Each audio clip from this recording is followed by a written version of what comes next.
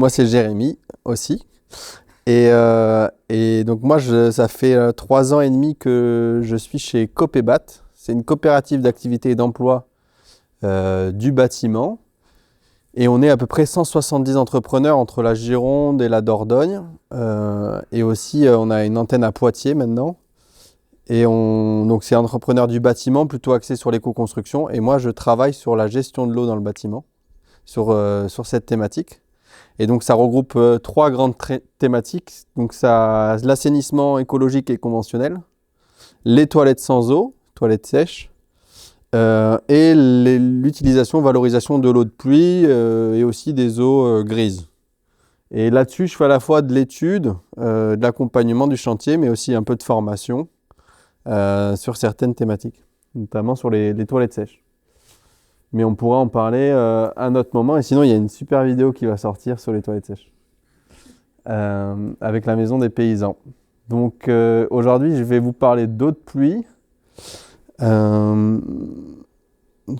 Et donc, pourquoi valoriser l'eau de pluie alors j'avais voulu représenter un peu les enjeux.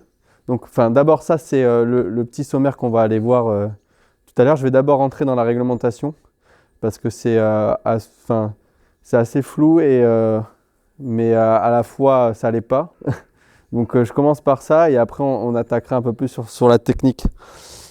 Et du coup, je voulais donc, comme je vous disais tout à l'heure, vous parler des enjeux.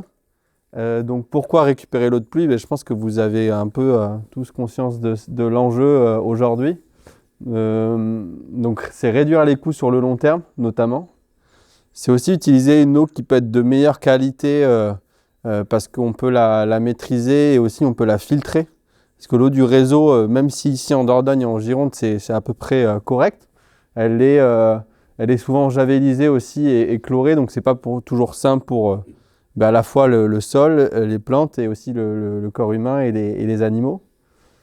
Donc l'idée, c'est de capter aussi une ressource plus locale. Et comme le disait Anthony, ça peut permettre aussi aux pompiers de s'en servir. Du coup, le fait d'être autonome en eau aussi, donc on cherche à atteindre une autonomie, une résilience, et le fait de vouloir l'atteindre, derrière, on est plus attentif sur la consommation d'eau qu'on a en fait chez soi. Donc souvent, ceux qui sont autonomes en eau, ils passent en toilette sèche, où ils vont faire plus attention.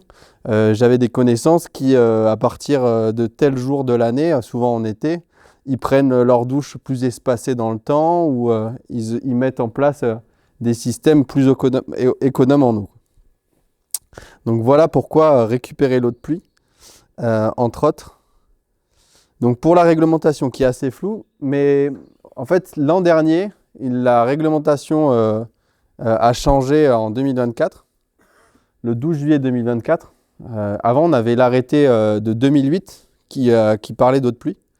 Et l'an dernier, donc, il y a une réglementation qui est arrivée qui cadre la récupération des eaux non conventionnelles, des eaux impropres à la consommation humaine. Donc là-dedans, ça regroupe les eaux naturelles, les eaux brutes, donc eau de pluie, eau de forage, eau de rivière, et ça regroupe aussi les eaux grises. Donc les eaux grises, c'est tout ce qui provient des douches, des cuisines, des lave-mains et des machines à laver. Donc ça, c'est le tableau de la réglementation que vous pouvez retrouver sur l'arrêté. Donc je l'ai juste mis pour que vous voyez à peu près à quoi ça ressemble et qu'est-ce qu'il en dit. Donc on voit que les eaux de pluie, les eaux naturelles, on a plus d'usages possibles que les eaux grises. Et du coup, avec pour le lave-linge plutôt des déclarations. Mais donc ça, c'est vraiment plutôt à l'échelle domestique et non domestique. Et donc ce petit document derrière qui suit, il résume un peu cette réglementation, donc qui est venu compléter, comme je le disais, celui du 21 août 2008. Donc on a un élargissement de la collecte avec une évolution des toitures à surface inaccessible aux personnes. Les usages confirmés et précisés, car avant en 2008, on n'avait pas... c'était vraiment très flou sur les usages et on n'avait pas une réglementation qui venait cadrer ça. Donc on a un peu tous les usages possibles. Donc comme le tableau le montrait juste avant, on a le lave-linge, lavage des sols intérieurs, évacuation des excrétas, alimentation des fontaines décoratives, non destinées à la consommation humaine, nettoyage des surfaces extérieures dont les lavages des véhicules, arrosage des jardins et potagers, et c'est là où ça peut être intéressant pour vous, et les espaces verts à l'échelle du bâtiment. Donc tout ça, c'est ces usages qui sont cadrés par la réglementation. Et en fonction de ça, on peut avoir, comme le tableau le montrait juste avant, une expérimentation, qu'on peut faire une demande d'expérimenter, mais plutôt pour les eaux grises. Et sinon, sur certains usages, on doit atteindre une qualité d'eau nécessaire. Donc tous les lieux sont concernés. Donc ça, c'est intéressant aussi d'avoir cette réglementation parce que maintenant, on peut l'utiliser dans des établissements recevant du public, mais aussi du public sensible, et des établissements scolaires. Donc il y a des exigences de conception technique renforcées. Donc ça, voilà, ils ont cadré l'entretien, le dimensionnement et la vigilance sur les systèmes, et aussi une responsabilisation des propriétaires. Alors pourquoi je vous parle de ça? Parce qu'aujourd'hui, comme je disais, c'est un peu flou. Et c'est vrai que donc là, je vais parler de la potabilité, c'est un peu délicat. Parce que l'usage de l'eau de pluie dans cette réglementation est interdite à la consommation humaine et à l'hygiène corporelle, mais ça reste un peu flou dans le sens où si on potabilise cette eau, on sort de la réglementation eau de pluie, on est plutôt dans le code de la santé publique et on devient producteur d'eau, et donc à l'échelle d'un particulier, on devient producteur d'eau de sa maison, et donc on est moins contraint par la réglementation, d'autant plus que ça nous concerne à nous en tant que particuliers, ça ne concerne pas les services de la collectivité, donc ils se dédouanent aussi de ça, et donc voilà. Je ne sais pas s'il y a un peu des questions là-dessus déjà, sur ce point-là. Ouais. Sur arrosage des jardins, c'est marqué expérimentation, c'est une blague? En fait, c'est expérimental dans le sens... c'est expérimental pour les eaux grises uniquement. Voilà.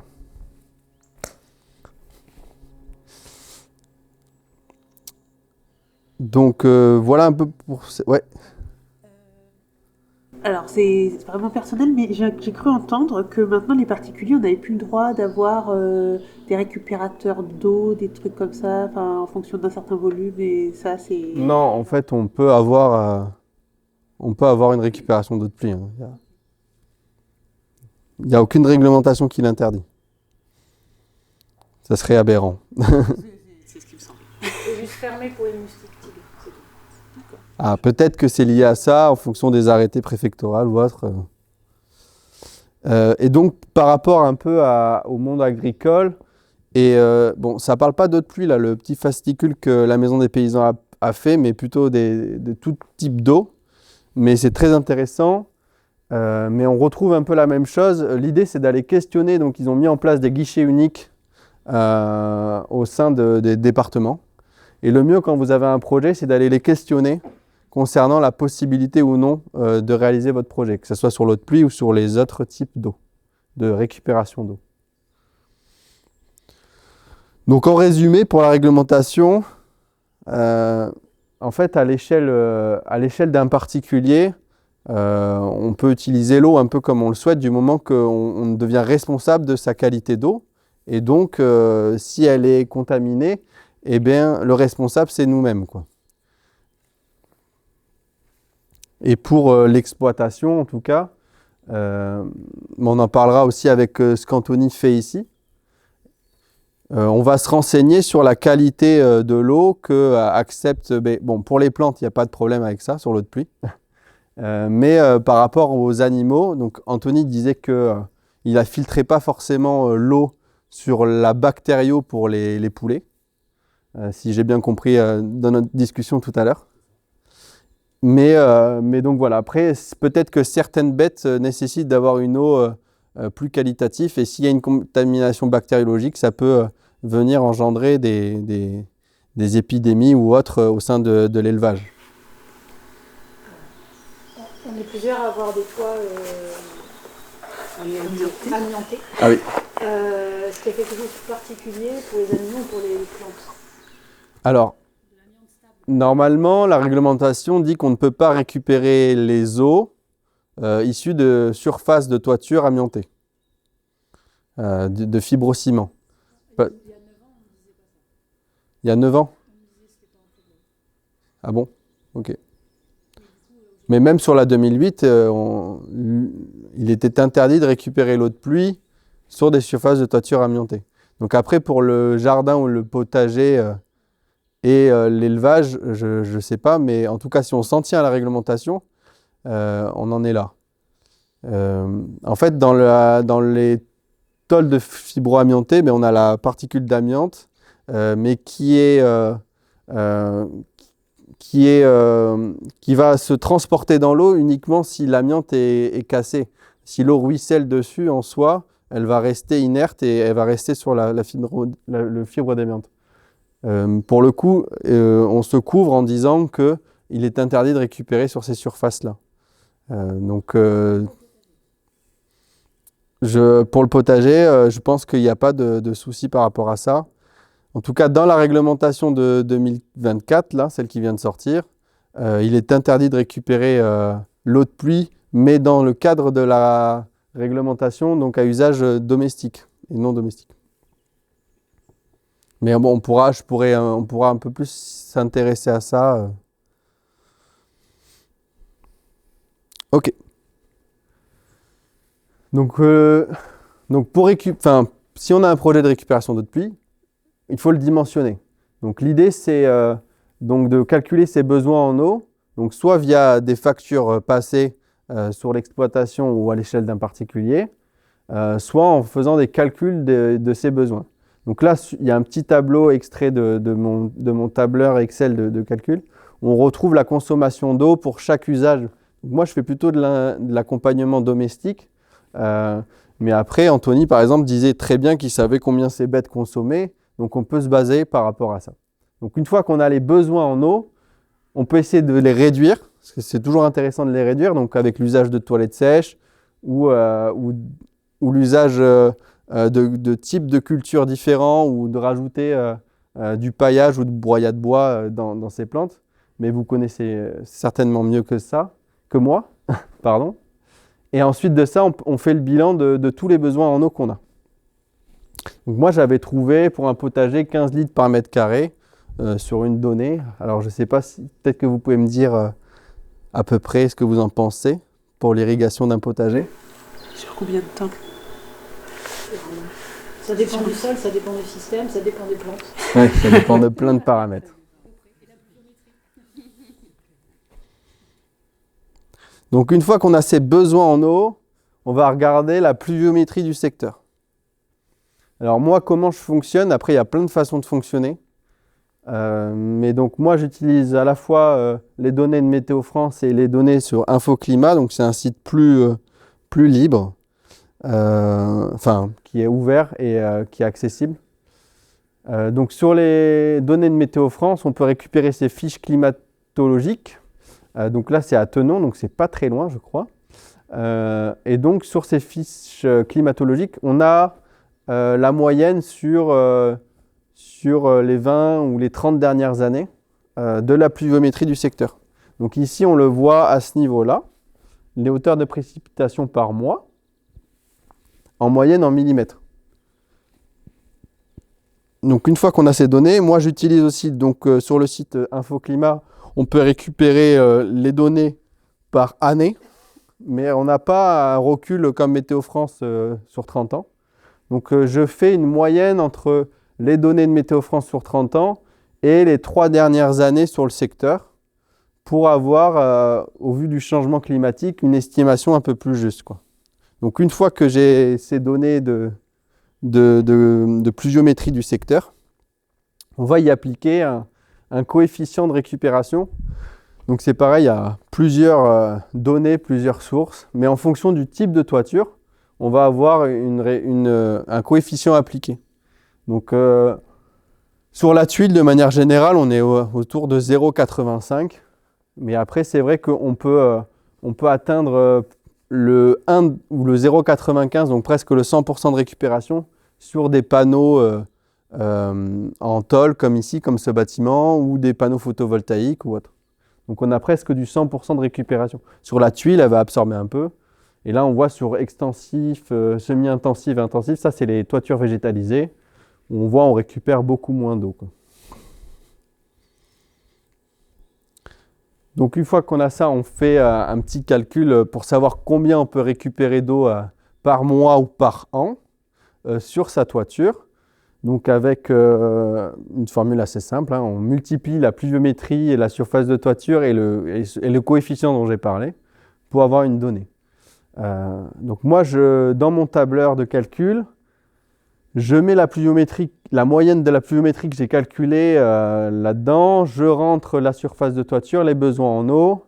Je peux rajouter une période de sécurité, donc en fonction des usages des usagers et de ce qu'on l'on souhaite. Donc période de sécurité, ça veut dire qu'on estime tant de mois où il ne va pas pleuvoir. On dit il y a 0 pluviométrie, même si c'est assez rare, mais on l'a connu il y a quelques années et peut-être qu'on le connaîtra davantage. Parce qu'on voit là, par exemple, en moyenne, même sur le mois d'août, on a quand même 53 mm de pluviométrie. Donc on rajoute ça. Donc je rajoute le coefficient de type de toiture, donc souvent c'est de la tuile. Et j'estime un stockage, un premier stockage. Et en fait, dans mon tableur, je ne l'ai pas affiché, mais tous les mois, je vais prendre en compte la quantité d'eau consommée, la quantité d'eau produite par nos surfaces de toiture et le reste en eau que j'aurai le mois d'après. Et en fonction de ça, tous les mois, je vais donc récupérer de l'eau qui me reste dans ma cuve.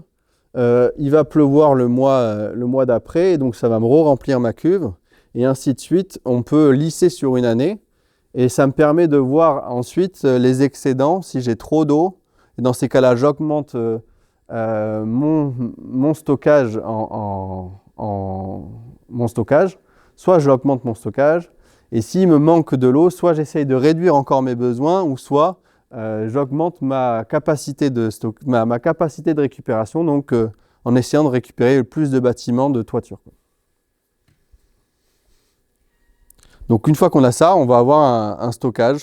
Donc moi, généralement dans mes études, je sors 2 ou 3 solutions avec plusieurs volumes de stockage aussi en fonction des coûts des gens et en fonction des besoins. Je ne sais pas s'il y a des questions sur le dimensionnement. Sinon, on pourra en parler après, comme vous voulez. Et on peut parler du stockage, du coup. Donc, il y a plein de types de stockage différents. On va avoir des photos après. Donc, il y a la bâche souple, la cuve plastique, donc PEHD, polyéthylène haute densité. Les cuves IBC, je les ai rajoutées parce qu'elles sont assez connues. Donc, c'est les petites rectangulaires de 1000 litres et les cuves béton. Et en fonction de sa cuve, on a des avantages et des inconvénients. Grosso modo, le mieux, ça reste la cuve béton enterrée. Parce que l'idée dans le stockage de l'eau de pluie, c'est d'avoir un stockage de bonne qualité dans la récupération d'eau de pluie. Si on a un stockage de très bonne qualité, on se facilite la filtration, on évite une prolifération bactérienne ou d'algues dans le stockage. Et donc derrière, on se facilite grandement la filtration. Donc pour avoir un stockage de bonne qualité, c'est à l'abri des intempéries, enfin des UV et des changements de température. Donc souvent c'est enterré, si on peut, mais ça coûte très cher. Aujourd'hui, dans la récupération d'eau de pluie, sur les projets que j'accompagne ou autres, 70 à 80% du prix final, c'est le stockage, quoi. Donc c'est vrai, quand on a un stockage en place comme chez Anthony, sur l'achat d'une ferme ou autre, c'est très intéressant parce que ça coûte très cher. Ça a énormément augmenté sur les 10 dernières années. Les prix des cuves béton, en tout cas, même les cuves plastiques sont très onéreuses, parfois plus onéreuses que les cuves béton. Et sinon, j'en parle parce que c'est quand même, je pense que ça peut être très intéressant pour vous, c'est les bâches souples. On va le voir ici. Donc les bâches souples, c'est les bâches vertes, là, comme on peut voir sur le bord de la route ou de pompiers. Donc c'est des cuves qui sont en plastique. Donc, bon, elles sont dites inertes, donc il n'y a pas d'échange en théorie avec l'eau. Mais bon, généralement, elles sont en plein au soleil, donc face aux UV. Donc, ce qu'on peut faire, c'est les mettre en place dans un vide sanitaire, faire une terrasse en bois par-dessus ou dans un hangar. Mais il faut énormément de place au sol. Donc, c'est facile à mettre en place et c'est surtout pas cher du tout comme stockage. Par contre, pour les nettoyer, c'est très contraignant. On peut difficilement les nettoyer parce qu'on va voir que, et aussi la réglementation nous le dit, qu'il faut entretenir les cuves régulièrement. Parce que là, il n'y a pas possibilité de rentrer dedans, il n'y a pas de prud'homme. Exactement. Donc pour les nettoyer, c'est compliqué. On va essayer de la vider, remettre de l'eau, la vider, remettre de l'eau et on va faire comme on peut, quoi. Ça, en élevage, l'abreuvement est interdit avec ce genre de cuve. Ah ok. C'est marqué sur la réglementation, enfin pas la réglementation, mais sur le descriptif. Sur Pour l'irrigation, oui, mais pas pour l'abreuvement des animaux. Ok. Et il donne une raison? Ah bah moi, je pense que c'est parce que justement c'est au soleil, ça chauffe et il peut y avoir un transfert de produits dans l'eau. Et puis bactérien aussi, je pense. Parce que prolifération de l'eau, elle chauffe bactéries.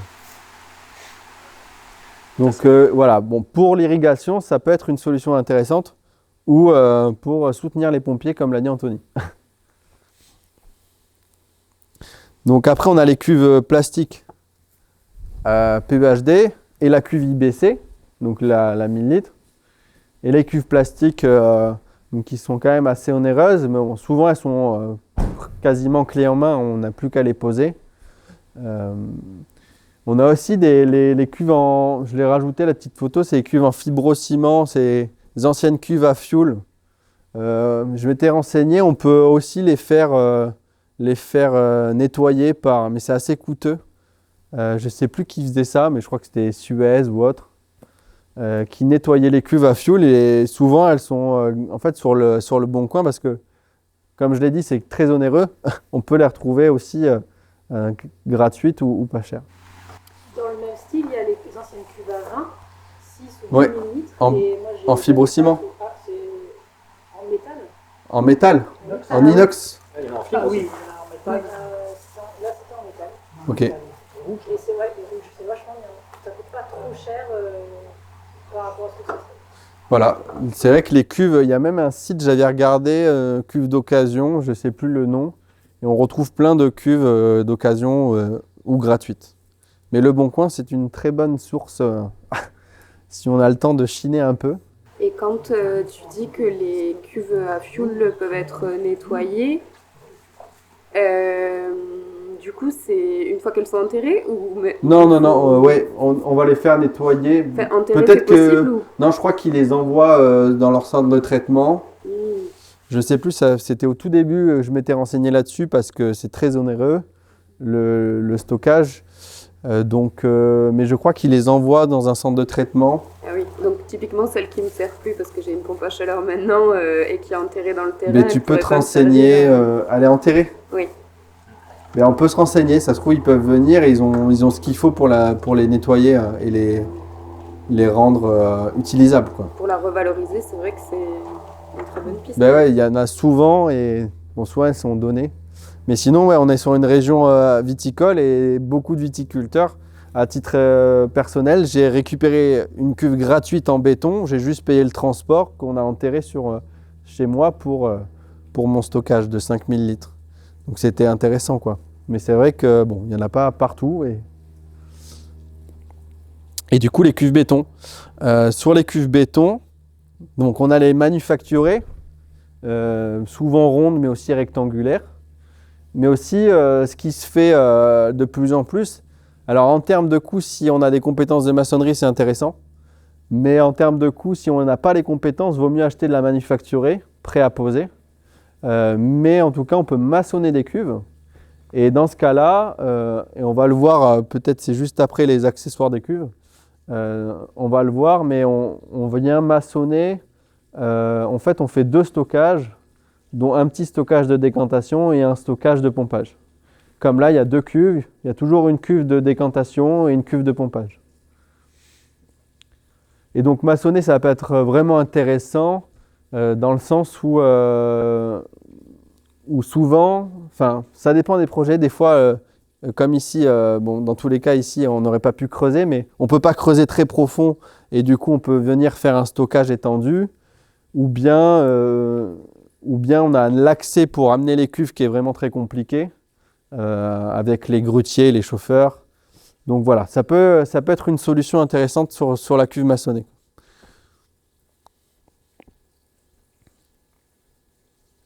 Et sur la cuve maçonnée, on a la possibilité de rajouter aussi des petits puisards qui permettent de faciliter l'entretien des cuves. Comme ça, on n'a plus qu'à mettre une pompe vide-cave pour vider et récupérer les matières. Pourquoi il faudrait une cuve de décantation pour du pluie?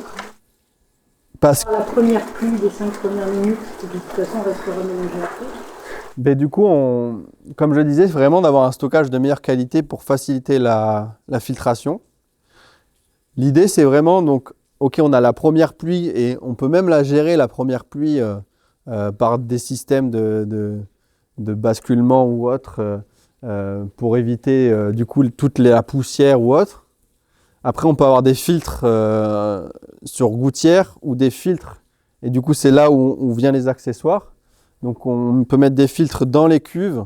Donc, la cuve, c'est, comme je disais, stockage de qualité. Donc, préfiltration importante, minimum 300 microns. Donc, moins il y a de matière dans les cuves, mieux c'est. Le fait d'avoir une deuxième cuve de stockage, et je reviendrai sur celle-là après, c'est pas grave, donc on va faire une connexion par le haut, parce qu'en fait, pour jumeler deux cuves de stockage, on va avoir plusieurs possibilités. Une connexion par le haut en percement des cuves, donc la cuve A se remplit et par trop-plein, ça remplit la cuve B. On peut avoir le percement par le bas, où les deux cuves se remplissent en même temps. Et sinon, on a le système d'autosiphon qui permet donc de remplir les deux cuves en même temps, de la même manière que le percement par le bas. Mais ça peut éviter donc plein de problèmes, parce que par le bas, lors de remblaiements ou les mouvements de sol, il peut y avoir des fuites qui peuvent se créer au niveau de la jonction des cuves. Et là, si ça fuit, c'est bon pour tout refaire. Donc, on arrive à avoir ce système de connexion d'autosiphon par le haut. Donc, comment ça fonctionne? L'idée, c'est d'avoir des regards ou des sauts lestés dans chacune des cuves au même niveau. Il y a un tuyau, donc soit c'est du PEHD, soit c'est du PVC pression, qui remontent, qui sont connectés par le haut entre deux cuves. Et en haut, on a un regard. Donc, soit il y a un bouchon, soit ce que je mets en place souvent, c'est 3 vannes avec un T qui permet d'amorcer, donc avec une tétine d'arrosage, ça permet d'amorcer le système d'autosiphon. Et une fois qu'il est en charge et en eau, la cuve 1, quand elle se remplit automatiquement la cuve 2. Donc ça, c'est intéressant, surtout aussi en termes d'entretien, c'est-à-dire qu'on peut désamorcer le système d'autosiphon. Donc on peut vider la cuve 1 dans la cuve, enfin on peut vider la cuve 1 dans la cuve 2, nettoyer la cuve 1, et après on peut remplir donc avec la cuve 2 la cuve 1 une fois qu'elle est propre, et nettoyer la cuve 2. Donc ça permet toujours d'avoir un stockage, minimum. Généralement on fait ça en fin d'été, quand l'hiver arrive, et comme ça permet de remplir. Pourquoi aussi c'est mieux? Parce que souvent, surtout dans vos besoins à vous en eau, on va avoir des stockages énormes. Et dès qu'on dépasse 10 000 litres, on est sur des convois exceptionnels aussi. Et ça peut être plus onéreux, le transport des cuves. Donc avoir plusieurs cuves, ça peut être aussi intéressant à ce niveau-là. Mais vraiment, le rôle de décantation, même s'il y a de la préfiltration, elle est importante. Dans le sens où on va protéger davantage les filtres derrière. Et les consommables à changer, quoi. Ça répond à ta question? Ouais, je me posais une autre question en même temps du coup. Comme on a des objectifs agricoles, on stocke aussi à l'air libre des marques, est-ce que tu en parles de ça ou pas? L'eau de pluie? Bah oui, l'eau de pluie. Alors, pas dans ma présentation, mais on pourra en parler. Pour revenir sur les stockages d'eau de pluie, donc plutôt en terré et en béton, donc on va avoir une réhausse très souvent. Donc l'arrivée de gouttières, il faut correctement les dimensionner aussi en fonction du débit qu'on peut récupérer. Donc généralement l'arrivée de gouttière c'est le même diamètre que le trop-plein, parce que si c'est plus petit ça peut poser problème. Et donc le pré-filtre qui est important, je le disais, et on rajoute une canne anti-remous. Donc ça c'est assez simple, c'est juste du PVC, souvent diamètre 100, avec 2 coudes à 90. Ça permet que quand les eaux elles arrivent, ça s'appelle arrivée tranquille également, au lieu de venir par le dessus et remuer toutes les matières en suspension, ça vient uniquement arriver par le dessous et ça amène l'eau tranquillement dans la cuve. Donc ça évite aussi que toute la cuve soit en agitation et remue toutes les matières en suspension. À ça se rajoute une ventilation entre les cuves. Ce qui est bien, c'est que ce qui est bien de faire, c'est qu'elle soit qu'il y ait une ventilation à l'air libre, parce que souvent on les rend hermétiques justement pour éviter les eaux d'infiltration ou pour éviter d'autres soucis. Donc s'il y a une ventilation, ça permet d'avoir une eau qui est au moins à l'air ambiante et qui peut éviter de croupir, quoi. Et en termes de bactéries ou vu que c'est pas étanche, du coup. Après, la ventilation, on met une moustiquaire juste dessus et ça suffit, quoi.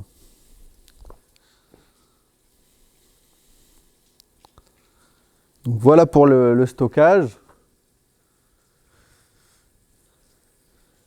Je ne sais pas s'il y avait d'autres questions sur le stockage, peut-être.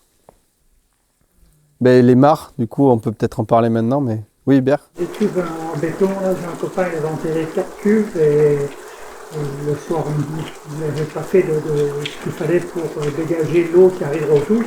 Il y a eu un orage et ils sont toutes remontées. Oui. Ils ont toutes flotté. La poussée d'Archimède. En fait, sur certains... Si ça arrive pour les cuves en béton, ça arrive pour toutes les cuves. Ouais, c'est ça. C'est vrai que sur certains types de sols et certains endroits, soit il faut drainer le tour des cuves, soit comme sur les piscines, on rajoute des puits de décompression. Donc c'est des gros tuyaux qui permettent que l'eau aille dans le tuyau plutôt que de venir pousser et soulever la cuve, quoi. Donc surtout quand les cuves sont vides, même si elles pèsent 3, 4, 5 tonnes, elles peuvent flotter, quoi. Donc c'est bien de le préciser. Ouais.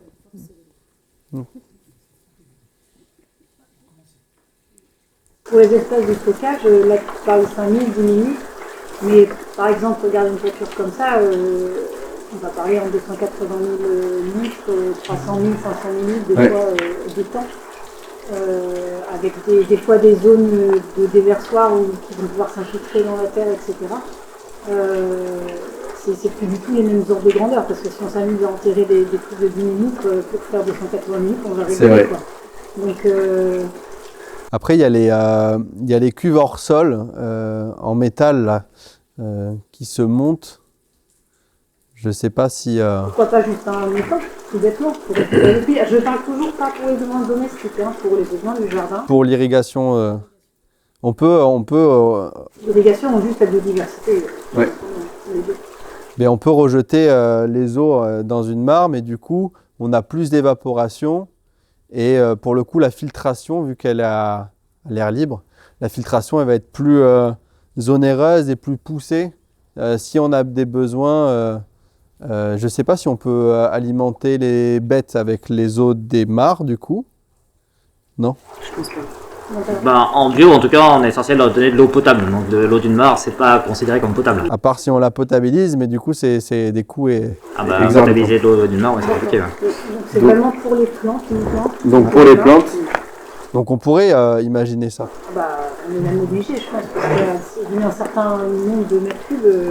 Je sais pas, l'ordre de grandeur pour vous, c'est quoi vos besoins C'est surtout l'été du coup. Moins le besoin pour l'arrosage que le besoin d'avoir un stockage qui puisse être réparti en hydrologie après sur la totalité pour réhydrater la totalité du sol, y compris des forêts qui sont en dessous. Oui, donc ça peut être des fossés en S, en serpentin pour ralentir l'infiltration. Des choses comme ça.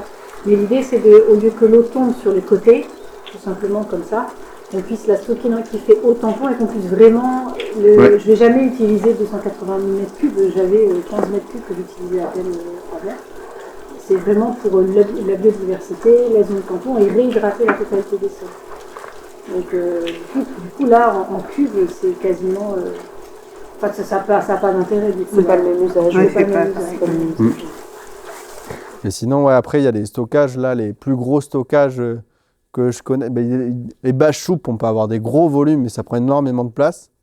Et sinon, je crois que c'est les flex tanks ou c'est ces cuves énormes là peut-être qu'on voit aux États-Unis ou autres là, qui sont métalliques, qui sont hors sol et on peut avoir des stockages de 200 mètres cubes, quoi. Et toi, tu veux pas que ce soit Ah bah, ça, juste justement. pas beau déjà. Mais on fait grimper des plantes dessus. Mais après, oui, du coup, dans ces cas-là, c'est plutôt la mare et la rétention d'eau au maximum, ouais, comme tu le disais. Donc avec des tranchées, ça peut être des tranchées aussi remplies de broyats de bois ou autre, qu'on peut retrouver dans la... Mais après, c'est plus ton métier, Oui, c'était juste que voilà, que Ouais, le préciser. je ne savais pas qu'on ne peut pas utiliser pour les bêtes. qui sortaient de- Mais comme il disait Anthony, il faut de l'eau potable. Enfin, Après, ça, c'est la réglementation. Après, s'il y avait des mares partout avant, les vaches, les moutons, ils allaient boire directement dans les mares. c'est sûr. C'est ça. Mais bon, c'était des variétés, enfin des races rustiques et du coup, ils étaient moins fragiles. Là, c'est sûr que. Ouais, mais ça, c'est comme les Africains, hein, ils boivent l'eau que nous, on ne peut pas boire. C'est ça. Oui, c'est Oui. comme d'habitude. Les vaches, Sans manger les cochons, là, il pleut, il y a la flaque devant le bâtiment, On va ils pas vont les pas aller boire l'eau empêcher, dans la pas boire. tout, Ils vont aller boire l'eau dans la flaque, c'est pas pour ça que ça les rend malades. Les poulets, là, c'est pareil, il y a des flaques dans les.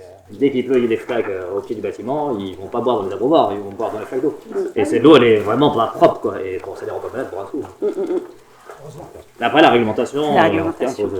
En tout cas, en bio, c'est de l'eau potable, de l'eau potabilisée. Potabiliser. Potabilisée, ouais. Donc c'est On là, n'a pas le après, droit d'aller on prendre peut de l'eau de la mettre... rivière, par exemple. Moi, il y a des voisins qui font ça en agriculture non bio. Ils vont prendre l'eau de la rivière et donnent ça aux vaches. Nous, en bio, ça c'est interdit. Ah ouais, il y a une spécificité pour le bio qu'il faut de l'eau potable. Ben, je pense parce que dans l'eau de rivière, il peut y avoir tout un tas de résidus de produits de Ah ouais. culture ou autres. Ouais, du coup, ça a un impact sur la qualité derrière. les miennes, on voit dans le ruisseau.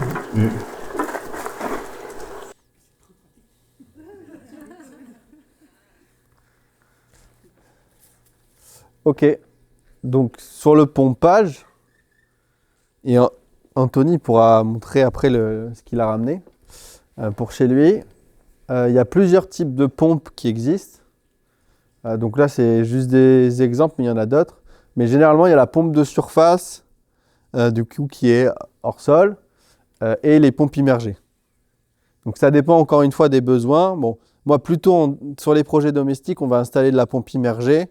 Ça fait moins de bruit, ça consomme un peu moins d'énergie, ça ne demande pas de place en extérieur. Mais parfois, on peut installer de la pompe de surface pour faciliter aussi l'entretien de la pompe.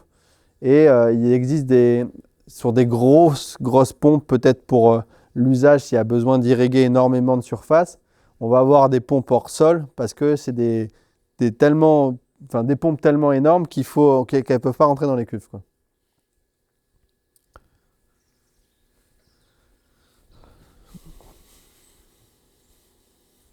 Sur les pompes de surface aussi, il y en a qui sont auto-amorçantes, mais on peut avoir des problèmes de désamorçage qui se créent, quoi. Que sur la pompe immergée, on n'a pas ça. Les pompes immergées, elles sont à l'abri du gel aussi. Elles sont aussi à l'abri du gel. Parce qu'en effet, il faut soit mettre en hivernage, soit ça casse. Donc on dimensionne aussi la pompe, un peu comme le stockage. Enfin, c'est pas les mêmes calculs, mais il faut aussi la dimensionner correctement. En gros, on va chercher à avoir une pression d'usage souhaitée. Donc après, pour l'irrigation pour l'échelle d'un bâtiment, généralement, on est entre 2 et 3 bars. Pour l'irrigation, c'est peut-être, je ne connais pas tant la nécessité, surtout sur le goutte à goutte, mais ça se trouve, on a une demande précise sur le goutte à goutte. Donc on détermine la pression de service souhaitée, on calcule les pertes de charge linéaires et singulières. Donc les pertes de charge, c'est tout simplement le frottement de l'eau qu'il va y avoir, soit sur la longueur des tuyaux, c'est en fonction aussi du diamètre du tuyau, et les singulières, c'est plutôt sur tout ce qui va être les vannes, les coudes ou les T. Bon, il y a des sites qui existent pour calculer ça assez facilement, en tout cas, ou sinon il y a des méthodes de calcul. Donc une fois qu'on a la HMT, donc cette hauteur manométrique totale, donc c'est vraiment la pression plus les pertes de charge. Donc les filtres aussi, ils ont une perte de charge en fonction des filtres qu'on met. On va estimer aussi le débit qu'on a besoin aussi. Donc c'est la quantité d'eau qu'on a besoin sur une période. Donc avec ce calcul du débit aussi, il faut qu'on identifie les équipements qu'on souhaite alimenter. Donc ça, c'est un exemple de plusieurs équipements domestiques, mais on a des postes d'eau, donc ça a été coupé, mais avec donc en 3/4 et en 1 pouce, je crois, et on a le volume d'eau, donc on a le débit que a besoin chacun des équipements ici. Donc en fonction de ça et du nombre d'équipements, on va identifier le débit qu'on a besoin pour notre projet, quoi. Donc une fois qu'on a ces deux éléments, par exemple ici, donc là c'est une petite demande avec seulement 35 d'HMT et 2 mètres cubeurs. Donc on a ce type de graphique souvent sur les pompes. Je vous l'ai mis pour que vous ayez un exemple. Et donc souvent on a plusieurs types de pompes, plusieurs modèles de pompes. Donc en fonction, donc là on avait 35 d'HMT et 2 mètres cubeurs. Donc en fonction de ça, on regarde laquelle pompe il nous faudrait. Donc là il faudrait la MSP 3 de 304 quoi. Pour bien choisir sa pompe. Et aussi chaque pompe a un rendement en fonction du débit souhaité. Donc celle-ci, elle a un rendement plutôt correct pour nos besoins, quoi. Il vaut mieux surestimer ou sous-estimer Il vaut mieux un peu surestimer. Après, c'est aussi en fonction des coûts et l'énergie qu'elle demande, quoi. Pardon, je me permets une correction. Mais les mares sont pas. Enfin, il n'y a pas d'interdiction pour l'abreuvement du coup. Il n'y a pas d'interaction pour l'abreuvement. C'est l'eutrophisation et les risques bactériologiques du coup qui sont quand même assez présents, surtout sur des petites surfaces. Voilà, je rectifie ce que j'ai dit, Okay. C'était une bêtise. C'est une bonne nouvelle. Donc, Donc oui, sur les mares, l'eutrophisation, surtout sur les systèmes lentiques, du coup, on n'a pas d'échange avec le reste du cours d'eau. Il peut y avoir une accumulation de pollution, enfin d'azote surtout, et du coup une prolifération des algues et une eutrophisation du milieu. Okay.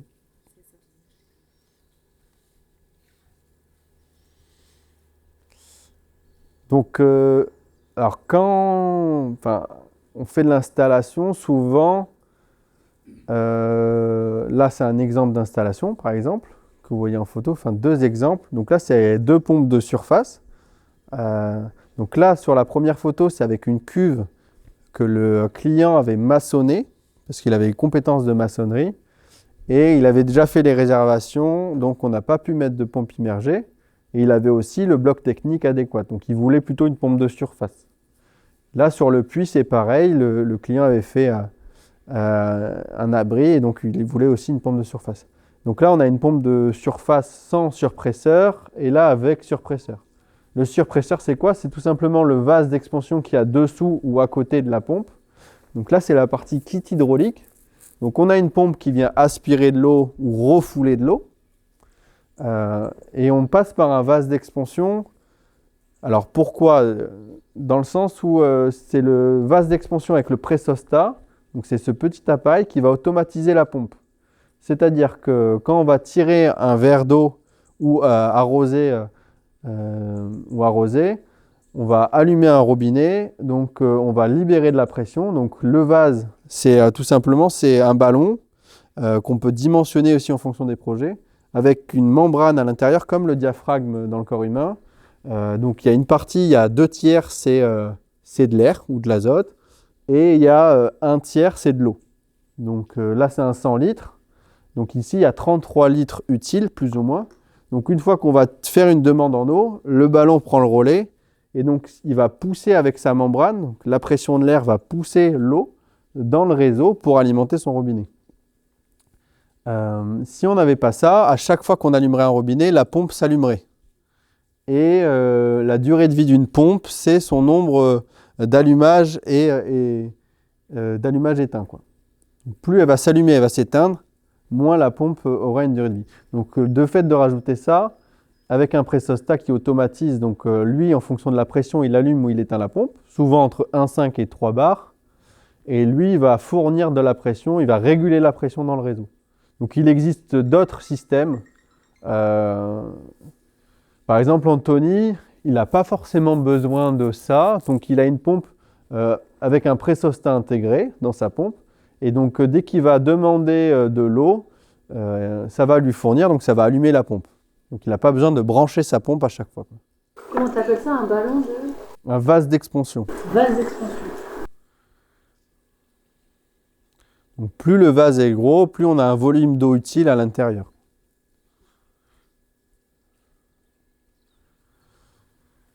Donc une fois installé, on met en place, il y a plein de filtres qui existent et Anthony en a aussi. Donc ça c'est un exemple de cartouche de filtration. Donc ça c'est des petits modèles donc en 10 pouces. Donc là c'est des Big Blue 20 pouces, ceux-là. Donc c'est des plus grosses cartouches. Donc ça permet de... Donc, avant de parler de ces grosses cartouches, on a ce petit filtre là où il y a d'autres filtres. Donc on rajoute un pré-filtre en amont qui lui est lavable. C'est-à-dire en tournant le petit robinet qu'on voit, ça va chasser les impuretés. Donc lui il a 40 microns. Donc on a pré-filtré en amont de la cuve, on a une cuve de décantation, si je refais le schéma. On a une cuve de pompage, donc avec une eau quasiment propre. Et là donc on met une pré-filtration lavable à 40 microns. Donc souvent, à partir de là, elle sert à quoi cette préfiltration? À protéger le reste des filtres et à moins les changer moins souvent. Donc là c'est pour du domestique. Du coup, après, on pourra réfléchir ensemble à ce que vous avez besoin réellement. Mais ici, on a un 20 microns, 5 microns. Donc ça, c'est des filtres sédimentaires qui permettent de réduire les matières en suspension et d'avoir une eau la plus fine possible, on va dire, sans trop de matière, qui vient éviter de colmater les autres filtres. Et après, on a 2 cartouches de filtres à charbon actif. Donc du charbon actif en vrac et on a du charbon actif en carbon block, ce qu'on appelle. Donc c'est ces modules-là. Donc c'est du charbon compressé et chauffé. Pourquoi on met ça à la fin? Ça évite d'avoir des impuretés de charbon dans le réseau. Et donc là, sur ce système-là, on a une lampe UV en plus qui permet de faire un bactéricide dans le réseau. Et ça suffit pour rendre l'eau potable, ça? Oui. C'est tout. Après, ce que je rajoute pour avoir une eau qualitative, on rajoute un osmoseur sous l'évier de la maison et on met un deuxième robinet. Et là, on a l'eau de boisson et de cuisson. Et cette eau-là, donc l'osmoseur, il sert à quoi? Il filtre à 1 millième de micron. Donc il filtre tellement fin qu'il ne laisse pas passer les bactéries et les virus, mais aussi tous les autres éléments qu'on pourrait retrouver dans l'eau. Et notamment les PFAS, qu'on entend pas mal parler, ça, il les enlève, quoi, parce qu'il filtre tellement petit. L'inconvénient de l'osmoseur, c'est que pour fonctionner, pour 1 litre d'eau filtrée, en moyenne, c'est 4 litres d'eau perdue. Donc souvent, on refait un rejet à la cuve, mais il y a des osmoseurs un peu dernière génération où on perd que 0,6 litres d'eau. Mais donc là, en fait, ici, on a donc les filtres à sédiments qui servent à enlever les impuretés grossières de l'eau et protéger les filtres après. Le charbon actif, lui, plutôt pour le goût et l'odeur. Il y a du KDF aussi parfois. KDF, c'est du zinc, de l'imaille de zinc et de cuivre qui, lui, filtre les métaux lourds. Et après, on a un autre traitement à charbon actif pour finir la filtration, goût, odeur, chlore et autres éléments. Et donc là, à partir de là, on a une eau sans odeur, sans matière en suspension, tout ça, qu'on peut envoyer déjà dans pas mal de pôles de la maison. Et on finit par un bactéricide ultraviolet. Parfois, les clients ne veulent pas ce bactéricide ultraviolet parce qu'on a cet osmoseur et qu'on n'a pas besoin, ils considèrent que pour eux, ils ne veulent pas d'eau potable ou d'eau filtrée bactériologiquement dans toute la maison. Pour la douche, les machines et autres, ils n'en ont pas besoin. Du coup, on reste sur l'osmoseur. Et ça se passe très bien. Et parfois, il y en a, ils boivent l'eau aussi sans filtration. Mais c'est quand même déconseillé. Donc voilà, après, donc pour les bêtes, ce qu'on disait pour avoir de l'eau potable, peut-être Anthony, tu peux, si on peut présenter ce que tu as acheté. Mais bon, du coup, c'est pas ce que tu vas installer pour tes bêtes, si j'ai bien compris. C'est ce que je veux installer pour la maison. Pour les bêtes, moi, ça sera juste des filtres à sédiments. Ça, c'est plus, c'est un peu le même système que ce que tu nous as montré, mais avec que 3 filtres. Il y a un filtre 25 microns pour les sédiments, un filtre charbon actif, et après, c'est la lampe UV. Et ça, c'est pareil, c'est suffisant aussi pour potabiliser l'eau de la maison. C'est ça. Et du coup, par contre, ils sont plus petits, et donc on va avoir un changement de filtre plus régulier, quoi. Oui, oui. Après, moi, j'ai cherché longtemps, je trouvais pas de fournisseur, je savais pas que ça existait. En fait, je connaissais pas la marque que tu proposes. Après, ça trop pur, c'est belge, c'est fabriqué en Belgique, Ouais. donc c'est quand même c'est de bonne qualité. Hein, Ils sont très avancés sur l'eau de pluie aussi, les Belges, plus que nous. Donc là, tu pars d'eau de pluie. Là, c'est pour l'eau de pluie. Ouais. Bah, tu peux aussi filtrer l'eau de ton C'est réseau. pour en fait, filtrer hein. l'eau. Non, mais je veux dire, là, avec de l'eau de pluie, c'est ok. En fin de truc, c'est ok, quoi. Si tu as ton eau dans ta cuve qui est déjà propre, parce qu'il faut pas. Non, parce que. Disons qu'il faut déjà filtrer tes eaux de toiture. Non, il y a un filtre déjà sur la gouttière, parce qu'il faut éviter qu'il y ait des feuilles, des choses comme ça qui rentrent dans ta gouttière, parce que là, sinon tu vas te retrouver avec une boue au fond, et ça, c'est pas terrible du tout. Donc déjà, il faut déjà l'eau avant qu'elle arrive dans la cuve, il faut déjà qu'elle soit relativement propre. Ok. Et après, filtrer avec ça derrière, normalement, il n'y a aucun souci, quoi. Ben, on a le filtre à sédiments qui protège, le charbon actif goût-odeur, et après le filtre UV, quoi, qui finit la bactério. Et après, la lampe UV, il faut la changer une fois par an. Même si elle fonctionne toujours, il faut quand même la changer une fois par an. Et puis après, le filtre à sédiments, ça dépend. Ça dépend de la qualité de l'eau avant aussi. Exactement. Et du coup, généralement, sur les petits modèles, c'est plutôt aux alentours de 6 mois. Tous les 6 mois, on vient changer les 2 premiers filtres. Et sur les plus gros modèles, on dit une fois par an, quoi. Et là, par exemple, cette lampe UV là qu'on voit ici, celle-là, c'est à LED. Et elle s'allume que quand l'eau elle passe. Du coup, elle est garantie 8 à 10 ans, quoi, sans changement de lampe.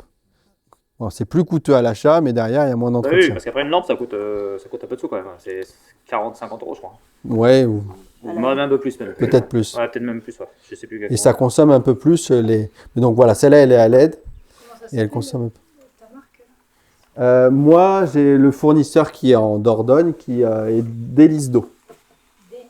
Oui, Après, moi, ce mais que je c'est un comptais peu, peut-être faire, c'est un peu coûteux. ce que je comptais peut-être faire, c'était de mettre un programmateur, parce que la nuit, on n'utilise pas l'eau, et de l'éteindre tout simplement la nuit, et de la rallumer, par exemple, de minuit à 6h ou 7h du matin, qu'elle soit éteinte, tout simplement. Parce que là, ça sert à rien de consommer de l'électricité et d'user la lampe, alors qu'en fait, on n'utilise pas l'eau, quoi.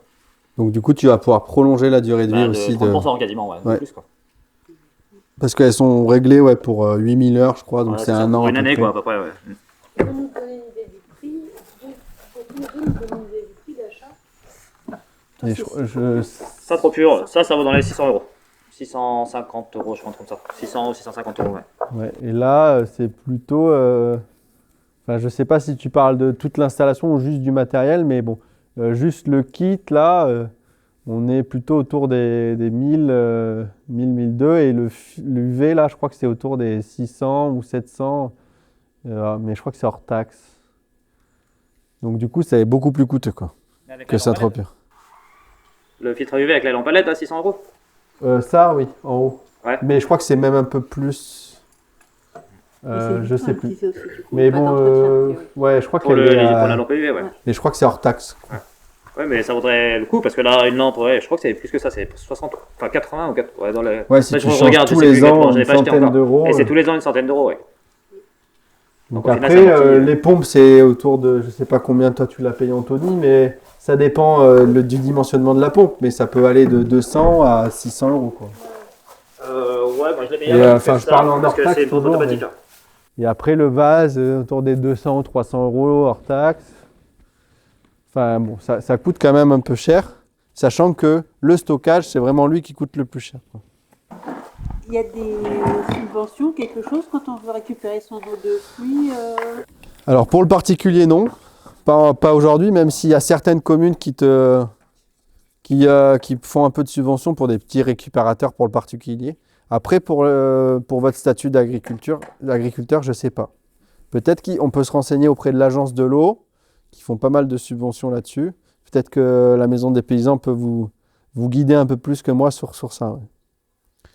Mais ça doit valoir le coup de s'intéresser. Je pense qu'il y a de la subvention pour la gestion de l'eau, de manière générale, j'espère, pour vous.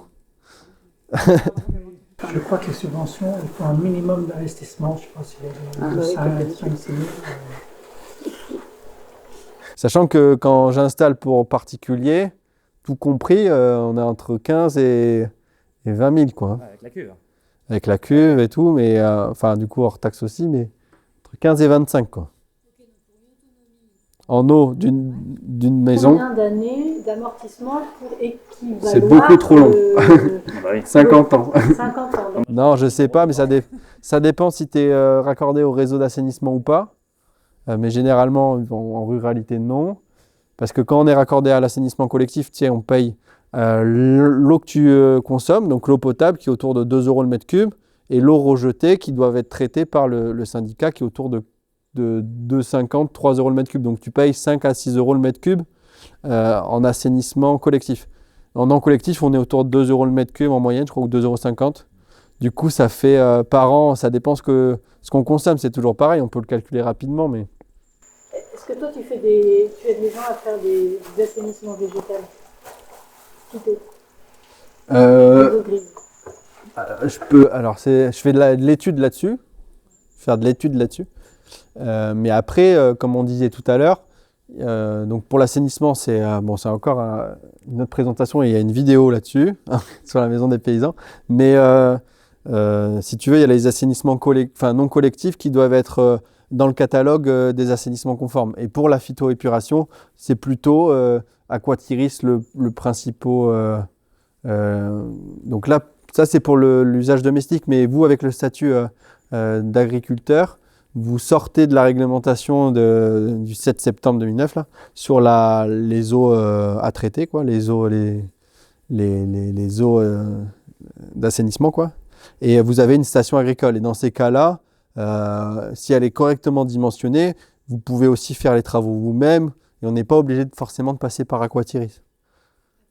Aquatiris, c'est le plus gros, on va dire. Enfin, il y a 3, je crois qu'il y a Jardin Voisin, Aquatiris et un autre qui ont breveté leur filière d'assainissement de phytoépuration pour le domestique, quoi. On va dire Aquatiris. Oui, Aqua. Ouais. Et Tiris, T-I-R-I-S.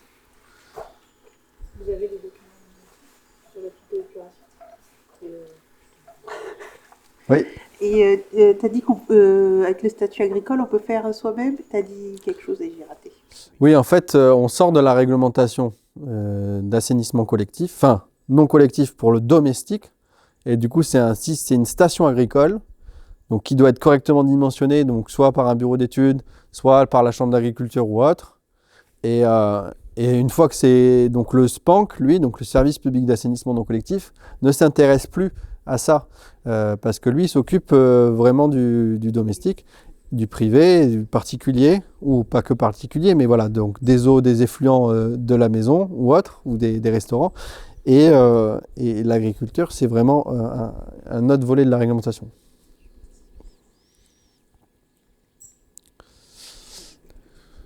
Donc voilà pour la filtration, mais du coup, si on reprend pour le potager ou pour l'irrigation, on pourrait se cantonner à juste un pré-filtre, peut-être une cartouche de filtration, en fonction de la... Tu disais, Anthony, qu'il te fallait 40 microns minimum ou 20 microns, parce que c'est les aspergeurs des... Non, c'est oui, pour pas boucher les abreuvoirs. Ouais. Les placements des poulets, en fait, c'est des petits filtres, et pour 40 microns, c'est largement suffisant. Voilà. Donc après, le goutte à goutte, ça doit être certainement pareil. Donc en fait, on peut se cantonner d'avoir juste 1 ou 2 filtres pour le potager, du moins, ou pour l'irrigation. Oui. Alors, si j'ai bien compris, tu disais qu'après le filtre UV, il y en a qui mettaient un osmoseur. Oui, pour filtrer encore plus. En fait, l'osmoseur, ça te permet d'avoir une eau de boisson qualitative dans le sens où, en plus des bactéries et des virus que l'UV, lui, gère, donc l'osmoseur l'enlève également, mais il va filtrer tellement petit qu'il va aussi enlever les nitrates, les pesticides, les PFAS, enfin, il va... Du coup, dans la mesure où l'osmoseur, on le propose aussi pour l'eau du réseau, on va dire que là, en sortie de ce filtre UV, la qualité de l'eau, elle est la même que pour l'eau que tu as du réseau classique. Sans le chlore. Donc c'est encore mieux même. Ça peut être mieux. Ça dépend ce qu'on vise. D'accord. Mais en plus, avec l'eau de pluie, on a l'autre avantage, c'est qu'elle n'est pas calcaire. Et donc, on a tous ces problèmes domestiques avec le calcaire qu'on connaît bien, qu'on n'a pas, quoi. Mais on peut aussi filtrer l'eau de la ville avec des filtres calcaires. Bon, l'UV servira à rien, mais avec un osmoseur, du moins, c'est intéressant. Et parfois, même sur certains secteurs, on pose de la filtration eau de la ville et on retrouve les filtres à sédiments qui se colmatent plus vite que sur l'eau de pluie. Parce que dans l'eau de la ville, on a des seuils qui sont différents, quoi. Dans les cuves béton, c'était marqué que ça équilibrait le pH. Oui.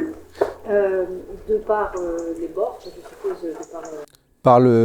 Par le revêtement béton qui donc l'eau de pluie est acide et le revêtement béton est basique. Et du coup, ça s'équilibre un petit peu. D'accord, parce que du coup, c'est plus calcaire, certes, mais en effet, si on l'utilise direct, c'est acide. L'eau de pluie ? Ouais. Pourquoi elle est acide? C'est l'eau de pluie qui est acide. Alors pourquoi, je ne sais pas. Mais l'eau de pluie est plus acide, ouais. C'est le cycle de l'eau. Enfin, toutes les pluies sont plus acides. L'eau de pluie... Très acide. Non, c'est pas très acide. On est à 5, 6, quoi. Moi je le teste, l'eau de pluie est en 5, 5, 6. Et on est censé être à combien? L'eau du réseau est censé être à combien? Ça dépend, nous on a monté jusqu'à 8 à l'eau du réseau aussi. Entre 6 et 8, je dirais. Mais 8 c'est un peu trop même. Trop calcaire. Généralement, c'est 7, quoi. pH 9. 6 à 8. Bah, nous pour les poulets, on met du vinaigre d'alcool dans l'eau pour baisser le pH. Parce que ça leur notamment pour la coccyliose, ça évite les problèmes de coccyliose. Les bactéries qui se développent dans les estomacs. Avec l'eau de pluie ? Non, avec l'eau de pluie, on n'a pas de problème. Ah Avec oui. l'eau du réseau, on est obligé de mettre du vinaigre dans les élevages industriels. Ils mettent de l'acide dans l'eau pour baisser le pH. Et nous, on met du vinaigre qui vient d'alcool bio. Ok. Et ça permet de baisser le pH et ça nous solutionne les problèmes de coccyliose. C'est une bactérie qui se développe dans les intestins, les poulets. Ok. Et c'est dû. Elle aime bien les pH élevés. La poule. La bactérie. coccyliose. Ah oui, la bactérie. bactérie. Mais est-ce qu'on la retrouve sur d'autres types d'élevage ? Ah, les coccylioses, oui. Il y en a sur le mouton aussi, je crois. Ouais. Ok. Donc, de toute façon, pour l'élevage, il vaut mieux une eau plus acide qu'une eau trop basique. De donc, toute façon, l'eau 8, pluie est c'est pas intéressante, très bon. Hein. 7,5, ce serait vraiment le maximum, mais plus c'est acide et mieux c'est, quoi. Pas à 5 ou 5,5, mais 6, c'est bien, quoi. Ah ouais. Nous, on la met à 6, l'eau. Ok. C'est pour ça qu'il y a beaucoup d'élevage.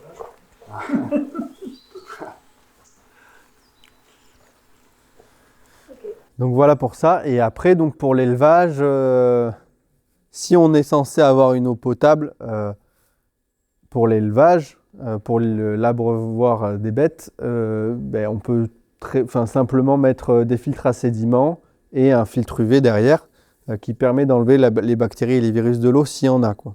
Mais encore une fois, si le stockage est de très bonne qualité, de l'eau de pluie et une bonne préfiltration, donc avec moins de sédiments dans la cuve qui, comme disait Anthony, crée de la boue, donc des bactéries qui ont à manger, etc. Si on a un bon stockage, on n'a généralement pas ou peu de bactéries dans les cuves à l'entrée, quoi. Donc là, c'est vraiment une sécurité, l'UV. Surtout si les cuves sont enterrées, parce qu'il y a aussi le fait que l'eau elle reste froide. Oui, l'eau reste à température à 14-15 et les bactéries, elles ne se développent pas.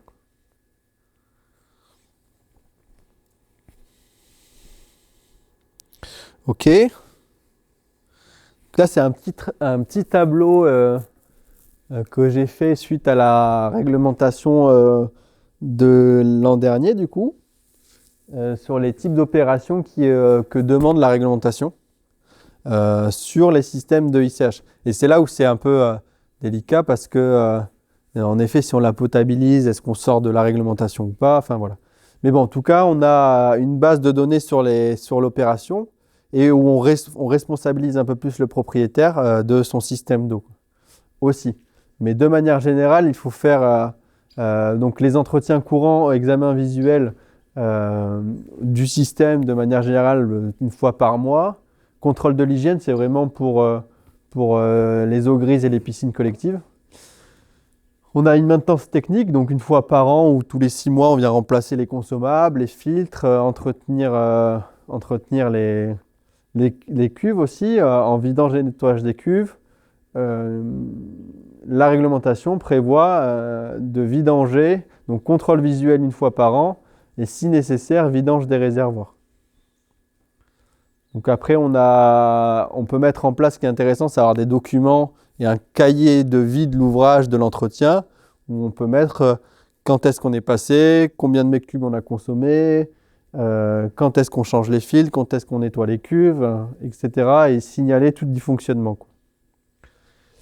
Donc voilà, et après, bon, bien sûr, dès qu'il y a un problème, on le répare dès que possible.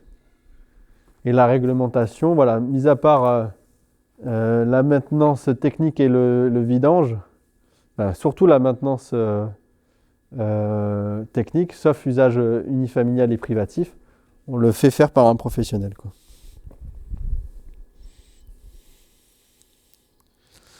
Donc ça, c'est un petit tableau sur les problèmes. Donc s'il y a un petit problème sur le système, une odeur ou une coloration ou une odeur de type cadavre, c'est qu'on a souvent un développement bactérien ou une température instable.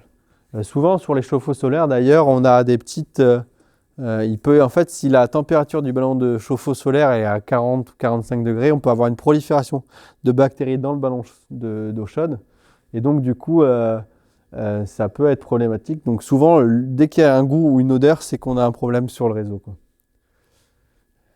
J'en ai pas parlé sur les accessoires des cuves, mais l'odeur de cadavre, ça me fait penser à ça. C'est que parfois, sur le trop-plein, on installe des clapets anti-retour pour éviter que des rongeurs ou autres animaux rentrent dans les tuyaux et tombent dans les cuves, quoi. Qu'est-ce que tu mets après tes trop-pleins, du coup? Ça part où? Eh bien, le trop-plein, là, on peut aller où on veut. Généralement, moi, sur les projets particuliers, on va plutôt au fossé. Mais on peut très bien aller dans une mare ou ailleurs, quoi. Il y avait un projet où il avait 2 cuves, il avait un trop-plein, il a mis une autre cuve, il avait un trop-plein, il a mis une mare. Et du coup, il a agrandi comme ça son réseau. Parce qu'il faut toujours prendre en compte les épisodes de pluie exceptionnels, genre il a plu tout l'hiver, c'est à fond. Mais ça, voilà, ça va se calculer en entrée. Là, il pleut 3 semaines et là... Ouais, c'est exactement ça. On va le calculer en entrée, ça, en fonction de qu'est-ce qu'on récupère, surtout l'hiver. Et si on a vraiment besoin plus d'eau en été, on peut aussi le concevoir comme ça. En hiver, j'en ai pas besoin, mais en été, oui. Donc, on fait des volumes, peut-être 200, 300 mètres cubes. Et peut-être que là, on peut avoir à la fois des cuves, mais à la fois des mares. Et on peut multiplier les usages. Et aussi, sur des projets, on met en place des fois des forages. Et des fois, on met en place des cuves d'eau de pluie. Comme ça, on a les deux, on peut jongler entre les deux sources, quoi. Donc voilà, j'avais fini là-dessus, en tout cas. Là, je peux si vous voulez, ça c'est juste pour vous faire passer. Donc là, c'est juste pour, si vous voulez regarder ça. Donc il y a des sites internet aussi, hein, le filtrao.com, Diproclim, qui commercialisent des filtres. Et sinon, il y a des listes d'eau avec qui je travaille. Et ça, c'est du charbon. Donc tu peux l'ouvrir. C'est du charbon actif en vrac parce que donc, dans le deuxième filtre à charbon, on met... c'est un filtre conteneur où on peut remplir donc, pour changer les filtres. Je ne sais pas si sur le tien, c'est ça. Ah ouais, c'est du vrac aussi, là. C'est du vrac. Comme ça, tu achètes en vrac du charbon actif. Et tu peux... Après, je me sers chez... je sais plus. Aquatechnique. Aquatechnique. Ouais, parce qu'on a une fontaine filtrante aussi, Bakerfield, pour la maison, et du coup, on prend chez eux. Ouais. Et du coup, ça, c'est limaille de zinc et cuivre. Ah oui. Donc ça, c'est très coûteux, mais on n'en met pas forcément beaucoup dans le conteneur, quoi. Zinc, cuivre et... Tu mélanges avec le truc vrac là? Ouais, tu mets... Généralement, c'est... Enfin, je sais... Là, dans les gros conteneurs, on met 500 grammes ou 1 kg de ça et le reste de ça. Et moi, je me posais la question, notamment pour abreuver les animaux, parce que moi, je vais avoir j'ai des poules. actuellement, je suis pas bien à la réglementation de ça. Mais c'est un puits, et moi honnêtement, je prends l'eau du puits, je leur mets. Il y a beaucoup de charbon. Mais je me dis, est-ce que je peux, par exemple, utiliser ça pour que déjà ça nettoie un peu, peut-être l'eau. Mais ça c'est un premier traitement de l'eau dans la batterie de filtre. Ouais. Et donc là, on va éliminer goût, odeur. Ça, ils s'en Donc, fichent peut-être. donc je pense que bon. Et après, on élimine quelques éléments chimiques dans l'eau, quoi. Et le KDF, lui, il élimine plutôt les métaux lourds. Alors pourquoi, j'en rajoute parce que en fait, l'eau de pluie, l'inconvénient de l'eau de pluie, c'est que des fois, on se reçoit des pluies, on ne sait pas trop d'où ça vient.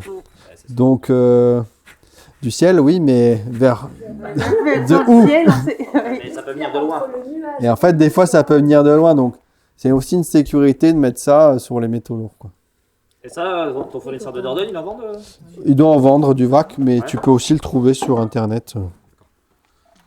Compare les prix. Et c'est pas toujours du charbon végétal, c'est pour ça. Celui-là, je crois que j'ai acheté sur Diproclean, je crois. Diproclean.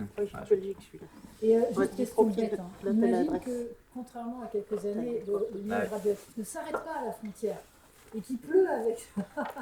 Comment on fait pour sécuriser? Il y a un problème et il faut qu'on sécurise. Et qu'on Une bonne question. Comment on fait? Est-ce que, Débranche les tuyaux, tu t'arraches les gouttières.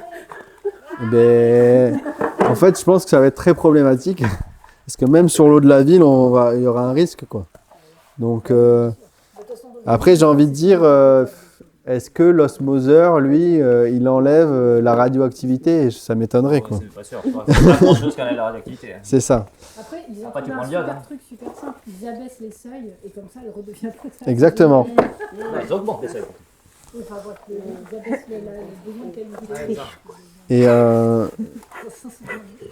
Et j'en ai pas parlé du coup, mais souvent on a donc soit une autonomie, on va atteindre une autonomie complète de son installation, mais souvent on garde l'arrivée d'eau de la ville.